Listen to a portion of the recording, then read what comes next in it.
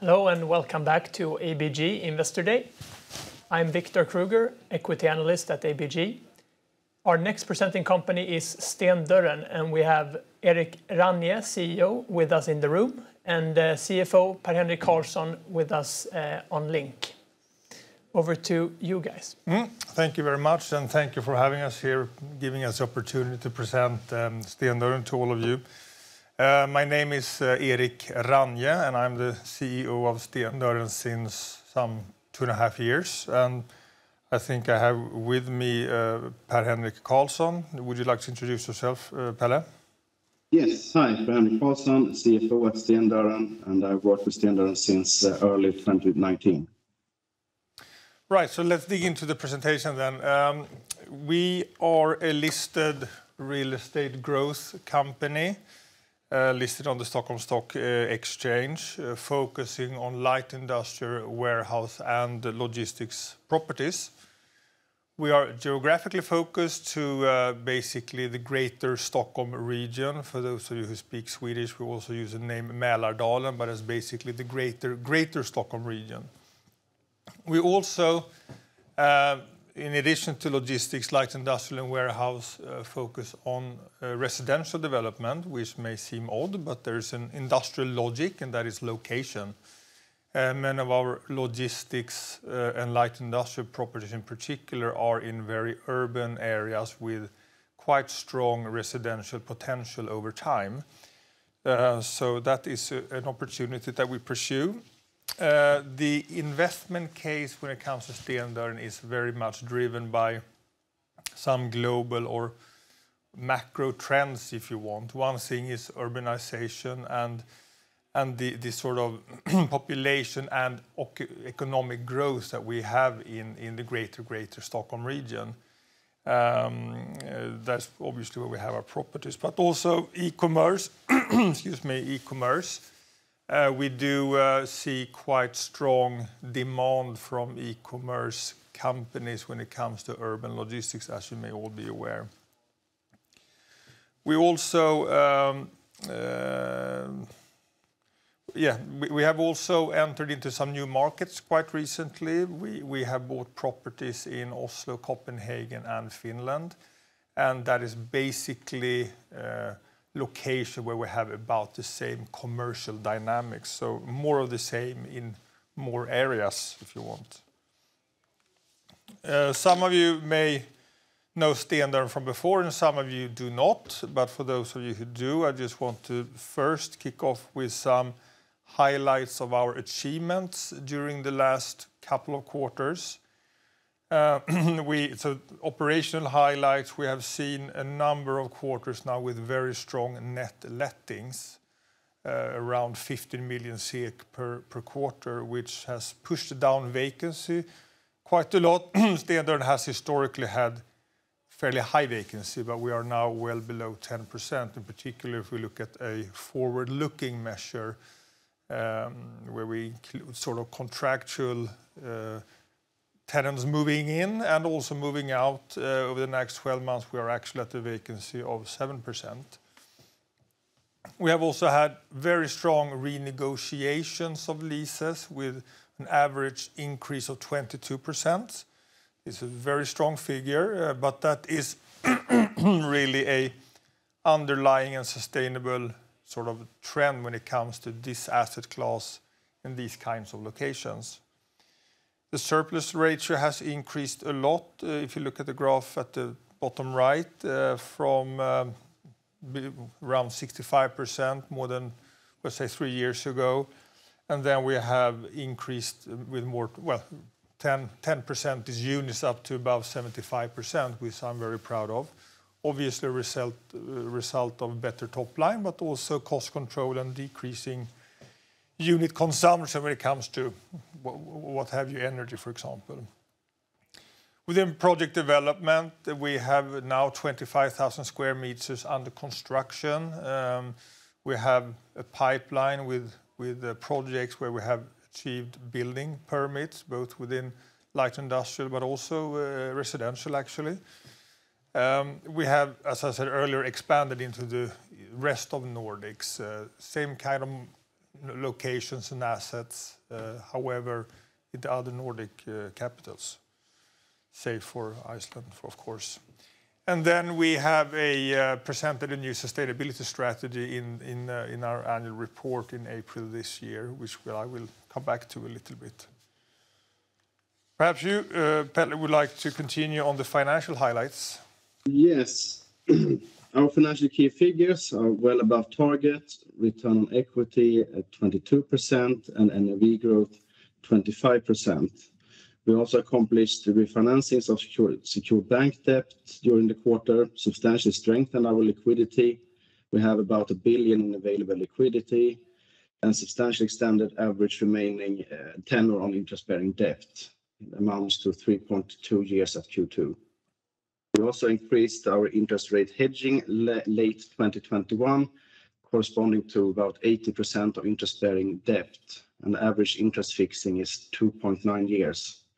And we also increased energy price hedging early 2022, which gives us about 80% of forecasted consumption 22 to 23 and around 50% for 2024.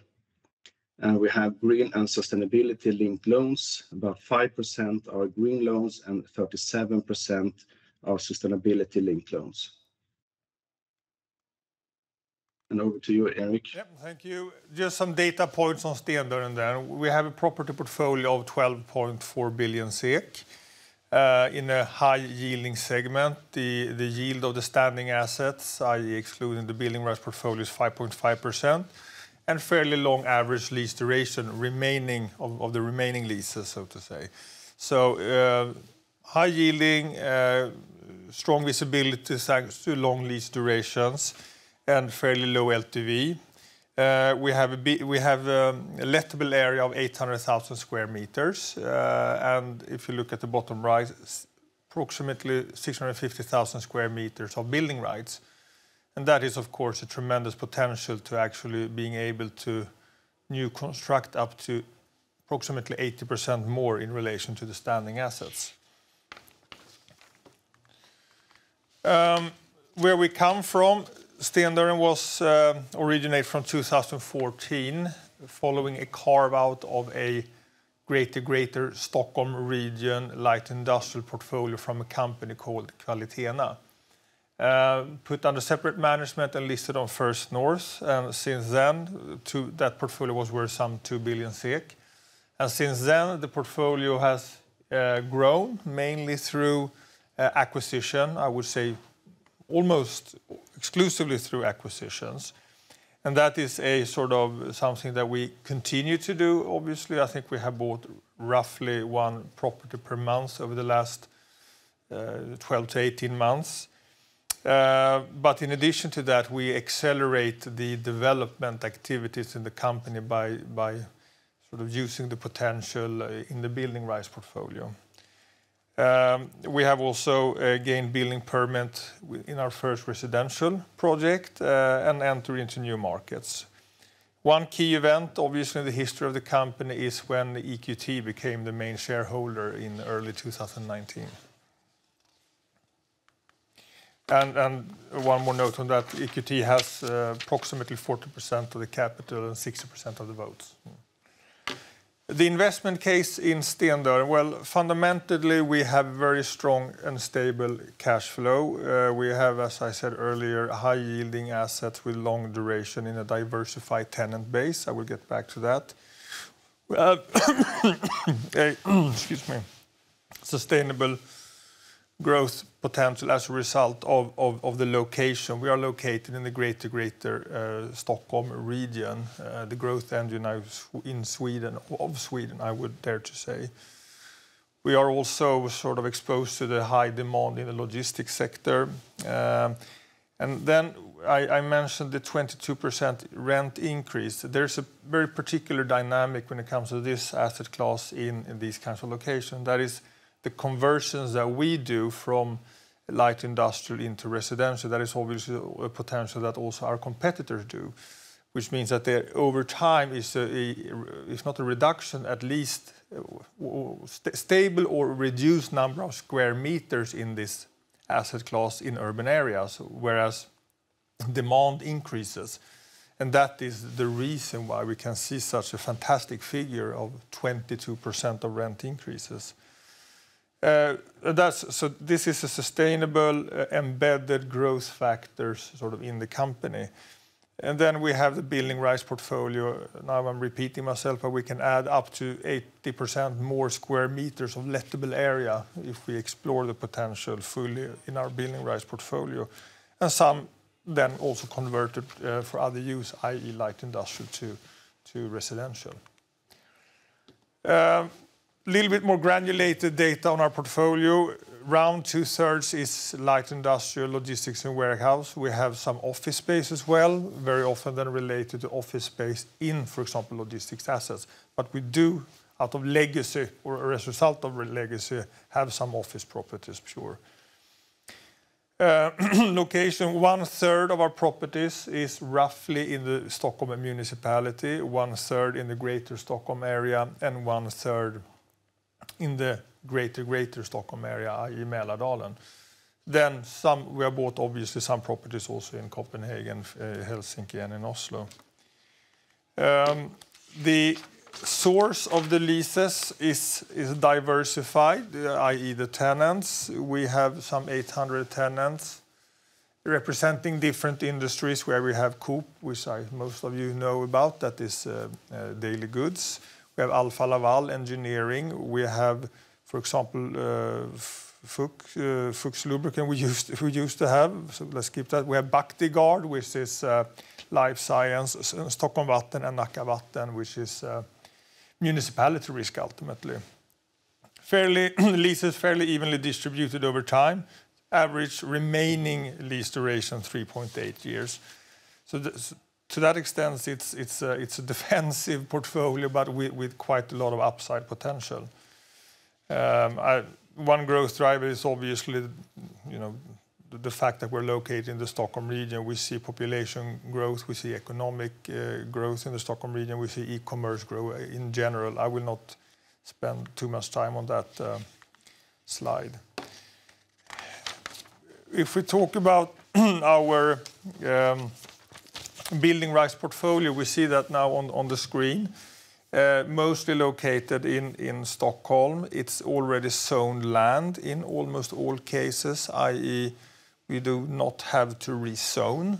But when we convert from industrial use into residential use, then obviously we need to rezone, so the lead time is a little bit longer there. For example, if you see fourth from the bottom, we see Sollentuna. There we are in the phase of rezoning. But otherwise, it's within current zoning in good locations, greater Stockholm region. If we look at the projects that were... nu får du hjälpa mig här, för nu tryckte jag på fel knapp. Ctrl L. So this is what we are working on right now, or we have in execution phase, you could say. We have the fourth at the very top is under construction and planned to be completed end of this year. We did our first letting in one of the properties, VB 1966, that is in Brunna. And the fourth at the top, they sum to I think it's 23,000 square meters to be exactly. We also have some of them. If you look at Almnäs 424, we have two properties where we have building permits, so we're just taking them to the market and in discussions with future tenants before we start building. And again, Tegelbruket at the very bottom, that is residential, where we have a building permit for some 300 apartments already. But due to the market sort of conditions right now, we have not started the execution and the erection of those buildings. This is a quite good example of what I mean when we talk about the conversions for a particular use to residential. The big building, quite low building, in the middle of the page with bluish facade and black roof, that is an existing building. And the residential, which we own obviously, the residential buildings that you see in the picture, that's just renderings or illustrations. Right now, it's just empty land. And this is located in Botkyrka, obviously, just let's say 10-15 minutes from the inner city. And here is where we have rezoned and now have building permit for 300 plus apartments, and in total 800 apartments. So this is a good example where we can infill, i.e. more properties on the land plot where there is already an existing property, but low percentage of use when it comes to the land area. If we talk a little bit about sustainability, we had a sustainability strategy covering the period 2017 to 2020. We have achieved things that we are proud of. We have reduced CO2 emission with 41% per square meter and energy consumption per square meter with 17%, and also have been migrating over to purely renewable energy sources. But that's history, and we developed a new sustainability strategy presented in the annual report with, I'm not going to go through all these items, it takes too long time, but we had basically the same kind of things that we want to achieve, but with higher ambitions, but a little bit extended also what we want to do, in particular within social responsibility, since we're entering into residential projects as well, residential development. Do you, Pelle, want to go through the financials? Yes, some more highlights from our Q2 report. We have increased net letting since 2021, and as you can see, our economic occupancy is improving, and it's 91% at Q2. And down to the left, surplus ratios also increasing, as Eric mentioned earlier. And as I mentioned earlier, we accomplished substantial refinancings during the quarter that substantially strengthened our liquidity and also extended average maturity on our interest-bearing debt. The next slide. We have 4 financial targets. Return on equity shall exceed 12%, NAV annual growth shall exceed 15%, ICR shall exceed 2.0 times, and equity should be at 35% and never below, equity ratio, should be at 35% and never below 20%. We have a good position regarding our financial targets, and as mentioned, we have increasing occupancy, hedged interest costs, and energy prices going forward. Next slide. Don't skip that one. Yes, our debt funding.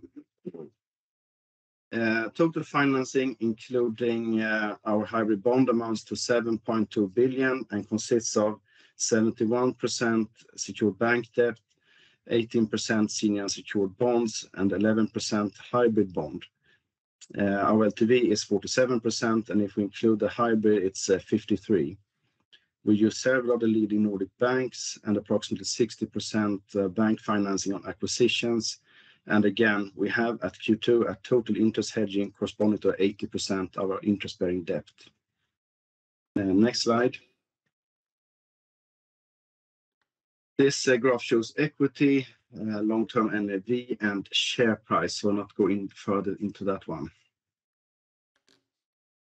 And this first table to the left shows the development of our share price and turnover, and to the right, our 10 largest shareholders as of Q2. You can change slide.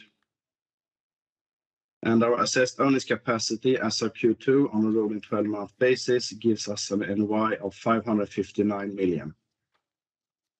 And that's all from finance. Well, thank you very much, and I think we are done with the presentation. So let's go into some Q&A. Yes. Awesome. You sort of mentioned it, Per-Henrik, but I was just going to bring it up that the timing of certain operational steps were quite good. In the beginning of 22, you hedged 80% of your forecasted energy consumption for 22 and 23, and 50% of the consumption for 24 at levels seen in 2020 and 21, mitigating, you know, some margin declines in your operating surplus going forward. And you also refinanced by the end of 2021 a large share of your portfolio, and now have hedged 80% of outstanding debt. We didn't do a refinancing. We were just increasing our amount of interest caps. Yeah, but a substantial increase. Right, but your interest maturity was prolonged, and it sort of hedges towards the current interest environment. And then now, just last week, you were included in the EPRA index as well. So there are a few good timings operational-wise, and also external factors. Eric, any comments on any of these I just mentioned? I think we will be happy to comment on all of them. But I think the first thing that we did, obviously, was the increase of interest rate hedging, which we did November, December. And I think that is when there were starting to be a lot of sort of talk about the inflation and the risk of interest going up. And I think that for sure the market consensus at that point in time was that this is temporary. And I'm a little bit cynical, so I thought this is not temporary, but who knows? It may be or maybe not. But we bought interest rate caps, which at that point in time were surprisingly cheap. And a cap is an insurance; it's not a swap, so to say. Therefore, it didn't cost anything to buy, or a very low amount of money to buy this insurance. And I guess if we were wrong then doing it, then we would have spent a low amount of money and benefit from a continued low interest rate environment. If we were right, then we are very happy that we bought that insurance. So not sort of very sophisticated way of arguing, but it made sense. And then if we go to the next event, i.e. hedging of energy, well, if we thought that, I mean, you know, if we see a risk of interests going up as a result of inflation, and inflation is driven by partly energy, or the risk of increased energy, well, consequently, we should then also hedge energy. So therefore, we hedge the energy prices for basically the same argument. So that's my comments to that. And then we did refinancings because of the senior debt in the mid of the spring, because we thought that we had created quite a lot of value by our strong net lettings and rent increase, and we wanted to have more money to be prepared for a bumpy road ahead potentially, or obviously to fuel our expansion. So that's the rationale behind it. And obviously on the defensive side, I mean, it's obviously good to have money and liquidity, and the refinancing also led to longer remaining tenor of the loans on average. So. And could you specify with that liquidity how you sort of plan to use it? You're talking about the acquisitions, one a month maybe, and then your investment in projects or existing. We haven't. I mean, we of course each and every day monitor what is happening out there when it comes to the geopolitical, whatever you want to call it, or why not call it what it is, an invasion in Ukraine. I think that's better. And the effect that will have on construction prices and on interest and inflation. But we nonetheless intend to continue around as we have done over the last, let's say, 6 quarters then. We'll continue doing selectively off-market deals, single asset deals on the acquisition side, and capitalize on the potential of the building rights portfolio. The projects that we have here are equity financed. It's first upon letting that we can debt finance those. So and we see quite good sort of appetite for what we are now have under construction, which means that we can go to the banks and ask for more money for example, in relation to those. So no sort of change of direction. We are not being super aggressive on the acquisition side. I mean, it's not in relation to the balance sheet that we have been any huge amounts. So I think we have had a reasonably balanced and cautious approach, which works also in this environment. That's clear. Do you see any material effect from price inflation in your project side? The projects that we now have under construction, we entered into those before this happened, basically. And actually, no, they're reasonably small projects. And our counterpart, the construction companies, had procured enough fairly early and also sort of put them on the plot. So they were sourced earlier, which means that they were not really subject to this inflation effect. Going forward, of course, it may be a price effect, but we see a little bit of these prices actually being balanced off now.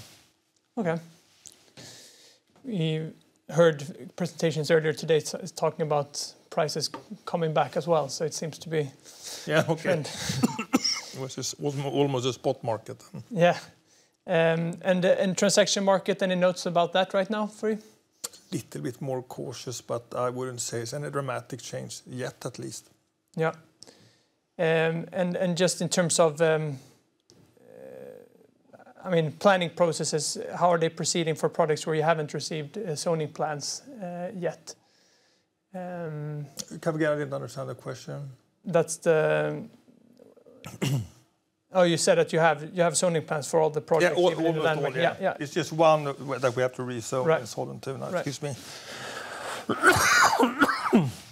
So, is there anything else you would like to highlight that you aim to do within the next 12 months? No, I think we're right there. We're done. Thank you, Eric. Thank you. Thank you.